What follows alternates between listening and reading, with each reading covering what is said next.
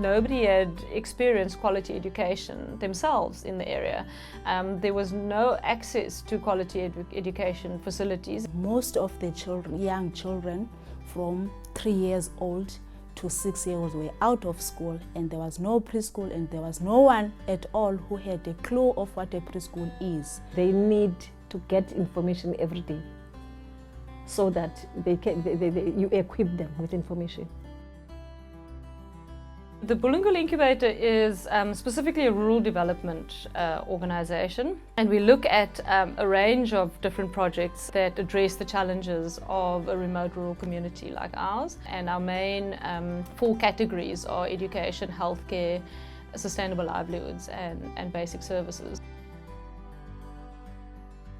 I've always knew that the kind of work that I really wanted to dedicate myself to would be in community development, and that is where the Bulungula Incubator comes out of, and that is why I finally decided to do what I really wanted to do on a daily basis, and that's why I left the corporate world in 2009 to do this full time.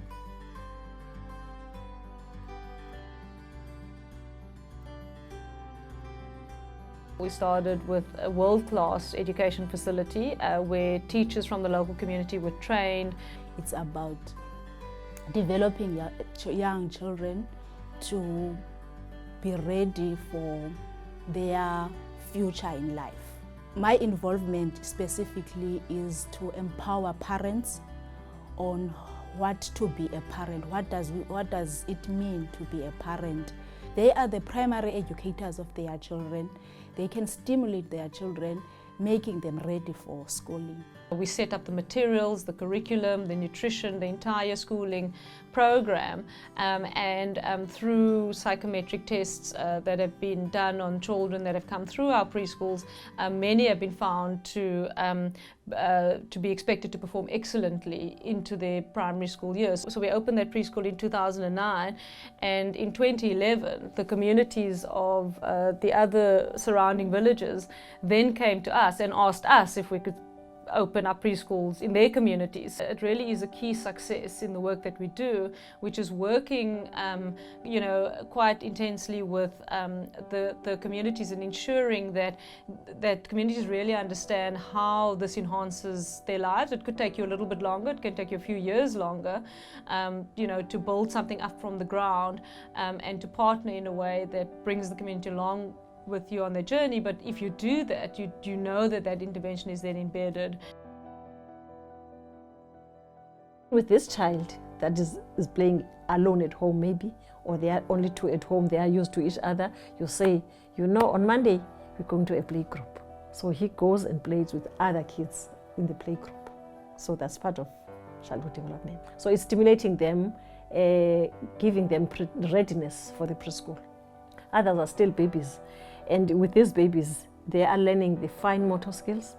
They've learned now that, and they've seen, and they've heard by the teachers from the schools that, all the kids that are from the playgroup, there's a difference between a child that has been in the playgroup and the child that hasn't been in the playgroup. Even with the social skills, with listening, with communication, all those things. That is a government mandate that there should be primary health that is done in the communities. In the first place, I see the growth with the home-based carers as well, because at the beginning they are from the community, and from the beginning they were not moving the way they are moving now. But sometimes I just get surprises, and I feel proud.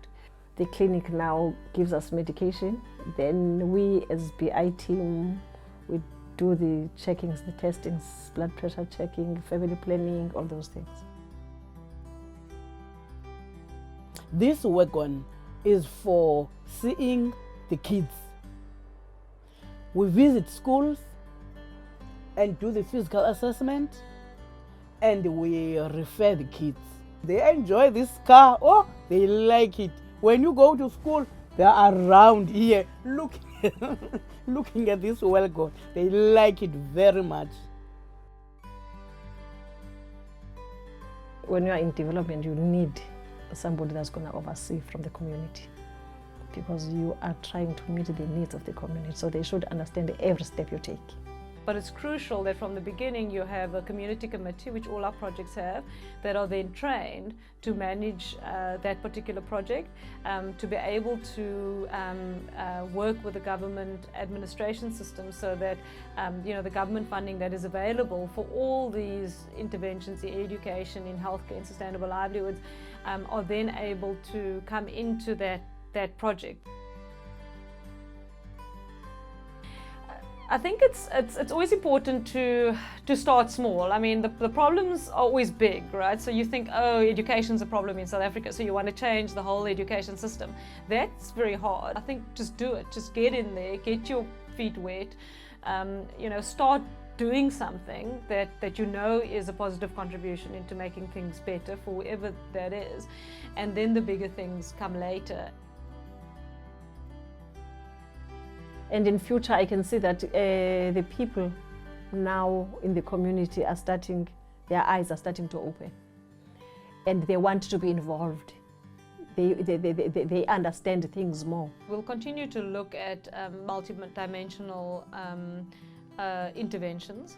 We're not trying to create a new dependency here, and we're not trying to replace government. We're trying to work with government, and we're trying to help communities to become self-sufficient and to really be able to manage any kind of these projects or interventions themselves.